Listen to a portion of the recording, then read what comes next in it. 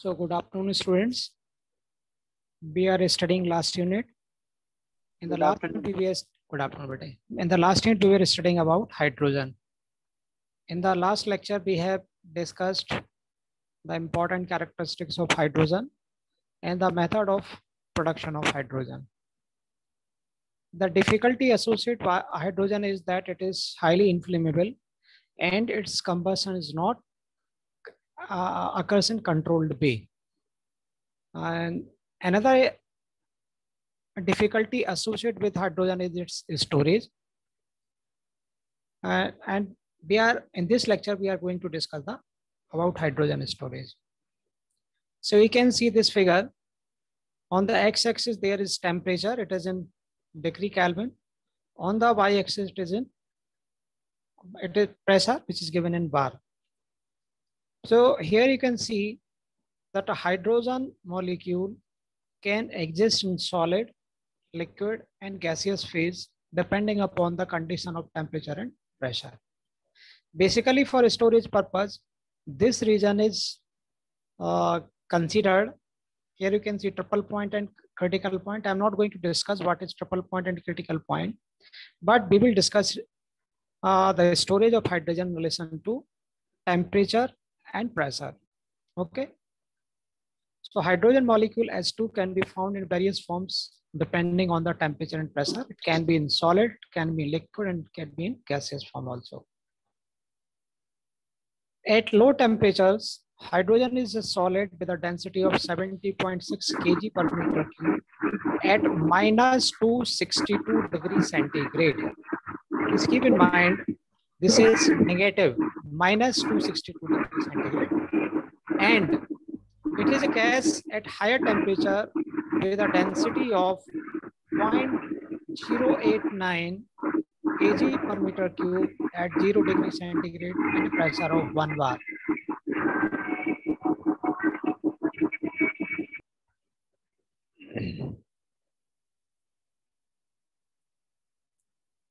Okay, so are you, is it clear to you that the same hydrogen can exist in different forms at different pressure and temperature?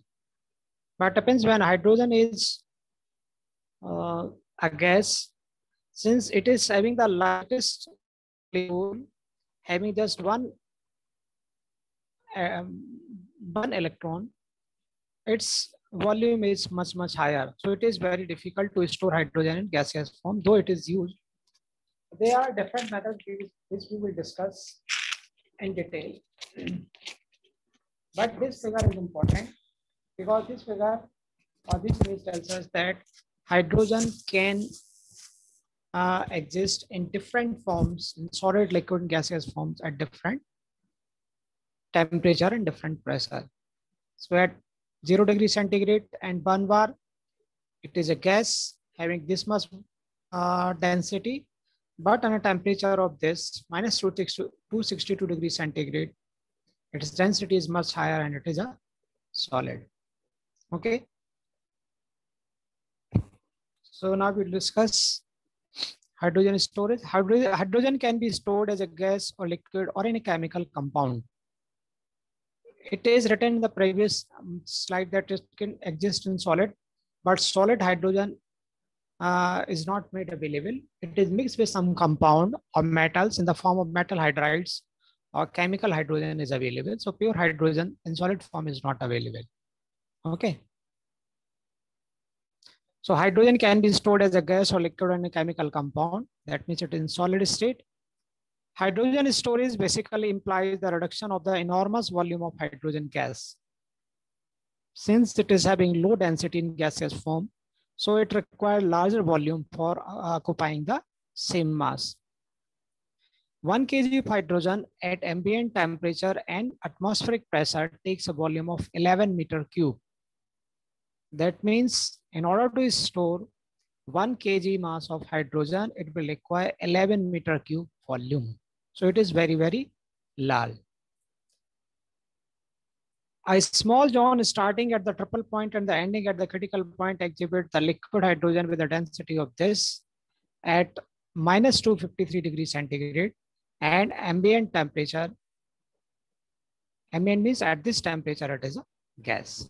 So this statement is according to the previous slide in which we have shown the existence of hydrogen at different temperature and different pressure. In order to increase the hydrogen density in a storage system, work must either be applied to compress hydrogen. That means if we want to increase the density of hydrogen, then we have to compress it by applying the external work by using a pump, or we have to reduce the temperature, or the temperature has to be decreased below the critical temperature. So there are two important ways. Either we have to increase the density by compressing it, or we have to reduce the temperature, or finally the repulsion has to be reduced by the interaction of hydrogen with another material. What does it mean? Actually, when hydrogen is mixed with certain metals, in that case, it is not freely available when we want to use it. In that case, we have to apply certain temperature on this metal hydride in order to get the hydrogen back. क्या मतलब हुआ कि हमने hydrogen को किसी metal के साथ mix किया, सॉलिड स्टेट की बात कर रहा हूं मैं, उस केस में ये उसकी सरफेस में मिक्स हो जाता है, लेकिन यदि हम हाइड्रोजन को इस्तेमाल करना चाहते हैं तो फ्रीली अवेलेबल नहीं होता है. We have to apply the temperature, we have to heat that metal hydride up to 800 degree centigrade, then only the hydrogen is released. तो सबसे अच्छा तरीका है कि या तो हम इसको कंप्रेस करें, ठीक है, लिक्विड फॉर्म में ले आए, या दूसरा तरीका है इसका टेम्परेचर रिड्यूस कर दें. तो ये दो तरीके होते हैं हाइड्रोजन के स्टोरेज के, ठीक है ना. There are different methods, almost 6 methods are there. In the next slide you will see. First of all, consider this.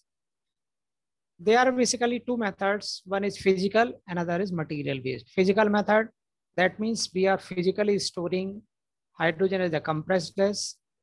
In cryogenic compression, it can be stored in liquid form, liquid hydrogen also. So this is the physical method which is used for storing the hydrogen. यहाँ पे आप cylinder देख रहे हो, उसी प्रकार की चीजें इस्तेमाल की जाती हैं. इन दो में एक गैसियस फॉर्म में अवेलेबल होती है, इस केस में लिक्विड फॉर्म में है. जहाँ पे हाइड्रोजन है डायरेक्टली हम उसको इस्तेमाल कर सकते हैं. What when it is mixed with some materials by adsorption process, or it is mixed with metallic hydrides, complex hydrides or chemical hydrogen, then in order to separate it, we have to apply certain temperature, then only this hydrogen is released from the metal hydrides. तो ये material based method होती हैं जिसमें सीधे सीधे आप ये देख रहे हो, जिसमें NaAlH4 है, NH3BH3 है, या कोई दूसरी चीज है.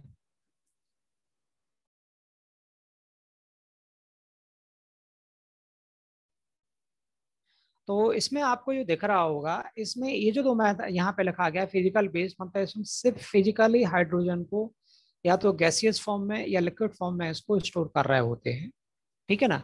बट ये क्या है, यदि हम हाइड्रोजन को ट्रांसपोर्ट करना है बहुत लंबी दूरी तक, तो उसके इसमें इसका ट्रांसपोर्टेशन काफी डिफिकल्ट होता है. तो हम इसको सॉलिड स्टेट में लेके आते हैं. सॉलिड स्टेट में डायरेक्टली हाइड्रोजन नहीं होती है, वहां पे किसी मेटल के साथ हाइड्राइड बनाया जाता है, मतलब मेटल के साथ मिक्स हो जाता है वहां पे. और जब हम उस मेटल से, मेटल हाइड्राइड से इसको एक्सट्रैक्ट करना चाहते हैं, तो हमको टेम्परेचर इस्तेमाल करना पड़ता है, तब जाके हाइड्रोजन वहां पे मिल पाती है. So here you can see that there are two types of methods, physical based and material based. Now will move on to previous slide. Here we can see that hydrogen can be stored using these 6 ways. यहाँ पे आपको ज्यादा दिख रहे होंगे 1 2 3 4 up to 8, लेकिन ये दोनों गैसियस हैं, ये लिक्विड फॉर्म में है, एब्जॉर्प्शन है, मेटल हाइड्राइड है, कॉम्प्लेक्स हाइड्राइड है और केमिकल है. तो लगभग ये 6 प्रकार के प्रोसेसेस होती हैं जो यहाँ पर टेबुलर फॉर्म में लिखी हुई हैं. That means we can store hydrogen as high pressure gas in cylinders. In this case, compressed gas in lightweight composite cylinder that that has the tensile strength up to 2000 MPa. Normally ये 80 MPa तक हम यहाँ पे store करते हैं, लेकिन चूंकि आजकल फाइबर के बहुत अच्छे मजबूत कंटेनर सिलेंडर्स अवेलेबल होते हैं तो उनके यहाँ पे हम यहाँ पे इस्तेमाल कर सकते हैं, जहाँ पे इसका प्रेशर और इंक्रीज करके उसकी डेंसिटी इंप्रूव कर सकते हैं। But hydrogen remains still in gaseous form. यहाँ पे मॉलिकुलर है, यहाँ भी मॉलिकुलर रहता है, बट हाइड्रोजन को जब हम क्रायोजेनिक टैंक्स में ले जाते हैं, यहाँ पर टेम्परेचर को रिड्यूस किया जाता है, तो उस केस में लिक्विड फॉर्म में चली जाती है। ठीक है ना? That mean here in first case it is available in liquid gaseous form, here it is available in liquid form, and in rest of these four methods it is available in solid form. मतलब यहाँ पे ये pure solid नहीं है, pure hydrogen solid नहीं है, ये हमने क्या किया, हाइड्रोजन को मिक्स किया है किसी दूसरे मटेरियल के साथ, कार्बन के साथ, कंपाउंड के साथ, मेटल हाइड्राइड के साथ, केमिकल रूप में। तो ये सॉलिड दिखता है, लेकिन इससे रिवर्सिबल बनाने के लिए, मतलब जब हम इसको इस्तेमाल करना चाहें तो हमें यहाँ पे टेम्परेचर का इस्तेमाल करना पड़ता है। So these four methods, this is for gas, this is for liquid, and these four are for solid form. तो यहाँ पे अपन जब देखते हैं तो ये गैस के लिए है, ये लिक्विड के लिए है, and these five are for these four processes: absorption, then complex compounds and metals and chemicals. ठीक है ना? तो हम जो डिस्कस करते हैं वो सब किस पे करेंगे, इन दोनों पे करेंगे, but these are other methods which can be used for storage of hydrogen. ठीक है ना? तो हाइड्रोजन को स्टोर करके दूसरी का ट्रांसपोर्ट करने के लिए हम इनका इस्तेमाल कर लेते हैं, जिससे सेफ रहता है। ठीक है, कोई दिक्कत तो नहीं यहाँ पे? यदि कोई क्वेश्चन हो तो आप पूछ सकते हो बटन म्यूट करके। सर डायरेक्ट गैस और लिक्विड हाइड्रोजन ट्रांसपोर्ट करने से अच्छा है सर ये दूसरे जो मेथड्स है उनका यूज? यस, ये मेथड ज्यादा इस्तेमाल की जाती है बेटे, जब ज्यादा लंबी दूरी होती है। चूंकि हाइड्रोजन क्या होता है, अपन उसकी प्रॉपर्टी में पढ़ते हैं कि बहुत लाइट वेट गैस है, सबसे हल्का मॉलिक्यूल इसका है, तो बहुत छोटी सी जगह से पास हो जाती है, तो लीकेज की इसमें प्रॉब्लम बनी रहती है। हालांकि क्या होता है कि लीकेज के साथ इसमें एक अच्छी चीज रहती है कि बहुत जल्दी ये डिस्ट्रीब्यूट हो जाती है, तो इकट्ठी नहीं हो पाती है।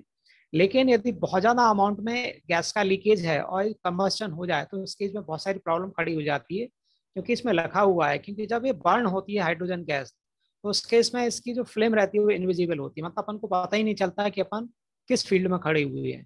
तो इस केस में इसके साथ काम करना काफी डिफिकल्ट होता है। तो अधिकतर इसको हम सॉलिड रूप में ही ट्रांसपोर्ट कराते हैं। सॉलिड में 4 मेथड दी गई हैं, जिसमें हम मेटल हाइड्राइड्स के रूप में, कॉम्प्लेक्स कंपाउंड के रूप में, केमिकल ऑक्सीडेशन के रूप में इसको स्टोर करके ट्रांसमिट करते हैं। मतलब ये प्योर हाइड्रोजन कहीं नहीं है इस केस में। यह क्या होता है, किसी दूसरे, यहाँ पे कार्बन नैनोट्यूब्स के साथ है, यहाँ पे किसी मेटल के साथ हाइड्राइड बना देते हैं अपने, इसमें AlH4 है, BH4 है, तो ये केमिकल रूप में है। तो इसमें प्योर हाइड्रोजन नहीं है। जब हम जिस जगह पे हाइड्रोजन का इस्तेमाल करना हो उस जगह पर हम इस चीज को ट्रांसपोर्ट करके ले जाते हैं, और बाद में फिर इसको हम सेपरेट आउट करना पड़ता है हाइड्रोजन को। तो इसमें डिलीवरी तो इजी है, बट उसकी सेपरेशन के लिए अलग से फिर हमको वर्क करना पड़ता है। इसमें डायरेक्ट एक गैसियस फॉर्म में, हाई प्रेशर गैस के रूप में, जिसमें सिलेंडर में हमने गैस भरी हुई है, लिक्विड के फॉर्म में है, बट उसको ट्रांसमिट करना, लंबी दूरी तक ट्रांसमिट करना काफी डिफिकल्ट होता है। और कोई क्वेश्चन बेटा? ठीक है, तो ये कुछ मेथड्स हैं जो इस्तेमाल की जाती हैं किसके लिए, हाइड्रोजन के स्टोरेज के लिए। ठीक है ना? अब अपन 2 मेथड डिस्कस कर लेते हैं। One is high pressure gas cylinder, another is liquid hydrogen. So the most common storage system are high pressure gas cylinder with a maximum pressure of 20 MPa। आपने देखा था कि इसके जो हम टैंक इस्तेमाल करते हैं, चूंकि वो किसके बने होते हैं, वो बने हो सकते हैं फाइबर्स के, उसके इसमें उनकी स्ट्रेंथ काफी ज्यादा होती है, tensile strength, but we store on this the availability of new light weight composite cylinders, we are able to storage this high pressure oxygen up to 80 MPa, and it has a volumetric density of 36 kg per meter cube। ठीक है ना? तो एक तरीका है hydrogen को store करने का, लेकिन इसको लॉन्ग डिस्टेंस पे हम ट्रांसमिट नहीं कर सकते हैं।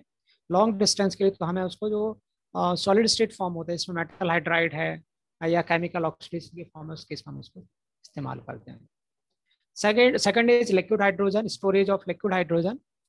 So liquid hydrogen is stored in cryogenic tanks at 21.2 Kelvin temperature at ambient pressure. Due to the low critical temperature of hydrogen, liquid hydrogen can only be stored in open systems. The pressure in a closed storage system at room temperature could increase up to 104 bar. Temperature उसका बढ़ा, sorry pressure उसका बढ़ा सकते हैं और liquefaction हो जाता है. हाइड्रोजन गैस लिक्विड फॉर्म में अवेलेबल होती है.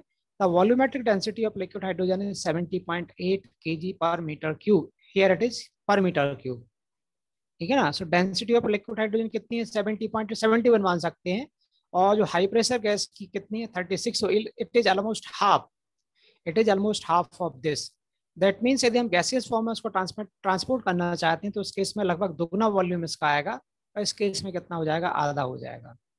ठीक है ना. So the volumetric density of liquid hydrogen is 70.8 kg per meter cube and slightly higher than that of solid hydrogen. Solid hydrogen में इतनी होती है, लेकिन वो सिर्फ हाइड्रोजन वहां पे नहीं होती, मेटल हाइड्रोजन वहां पे होता है. The challenges of liquid hydrogen storage are the energy efficient liquefaction process and the thermal insulation of the cryogenic storage vessel in order to reduce the boil off of hydrogen. अब यहाँ पे क्या लिखा है? Hydrogen is only released from carbon hydrogen compounds if they are heated to temperatures above 800 degree centigrade or if the carbon is oxidized. तो इस किस form के लिए लिखा गया है? जब वो कार्बन नैनो ट्यूब्स में सॉलिड स्टेट में वहां पर अवेलेबल, उसके लिए लिखा गया है.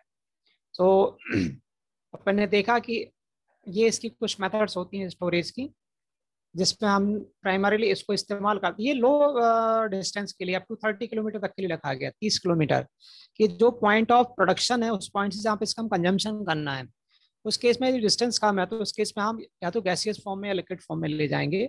लेकिन और बहुत ज़्यादा डिस्टेंस पर अपन को इसको ट्रांसपोर्ट करना है तो इसको इसमें सॉलिड फॉर्म में लेके जाते हैं. सॉलिड में क्या इस्तेमाल करते हैं? एडजॉर्प्शन मेथड इस्तेमाल कर सकते हैं. मेटल हाइड्रेट हो सकती है, कॉम्प्लेक्स हाइड्राइड हो सकती है, केमिकल हाइड्रोजन वहां पे हो सकती है. मतलब ये प्योर फॉर्म में नहीं हाइड्रोजन, ये मिक्स है किसी दूसरी कंपाउंड के साथ में, और इससे हमको उसको फिर सेपरेट करना पड़ता है by the application of temperature. ठीक है. तो यहाँ पे कोई डाउट तो नहीं बेटे? आगे चलते हैं यहाँ पर. Now these are some of the safety issues associated with the hydrogen. Hydrogen poses risk if not handled properly. ठीक है ना. Hydrogen has the smallest molecule, it has a greater tendency to escape through small openings. ठीक है. जैसे मैंने पहले बोला था कि ये स्मॉलेस्ट सबसे छोटा मॉलिक्यूल है. ठीक है ना. तो बहुत छोटी ओपनिंग से, मतलब जैसे अपन ने किसी टैंक में लगाया, इसमें सील भी इस्तेमाल की गई, लेकिन सील में थ्रू एक बहुत बारीक होल या ओपनिंग वहां पे अवेलेबल है, तो उसके थ्रू ये लीकेज के चांसेस के रहते हैं. In case of a leak, it will disperse much faster than any other fuel, thus reducing hazard level. तो ये इसका थोड़ा सा एडवांटेज है कि हालांकि लीकेज के चांसेस हैं, लेकिन बहुत जल्दी डिस्पर्स हो जाती है वायुमंडल में, हवा में, एटमॉस्फेयर में. तो इसलिए इसके जो हजार्ड के चांस, जो कंबस्शन और उसके बाद जो आफ्टर इफेक्ट्स होते हैं, उसके चांसेस कम हो जाते हैं. Hydrogen has very low ignition energy. बहुत कम एनर्जी की आवश्यकता होती है इसको इग्नाइट करने के लिए. इसलिए क्या होता है? Hence a weak spark can ignite it. ठीक है ना.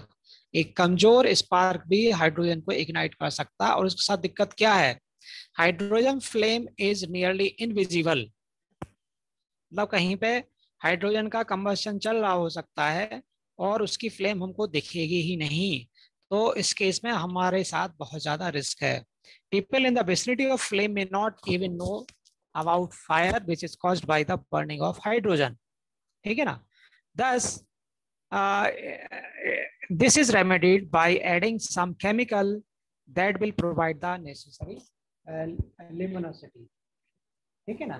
So these are some of the safety issues with the hydrogen. तो आज हमने थोड़ा स्टडी किया है about hydrogen, its storage, various forms of storage and safety issues of hydrogen. तो इस लेक्चर में इतना ही. यदि आपको कोई डाउट हो तो अनम्यूट करके बेटे आप पूछ सकते हो और अपनी अपनी अटेंडेंस डाल दीजिए. in case कोई क्वेश्चन है then you can unmute yourself and ask the question.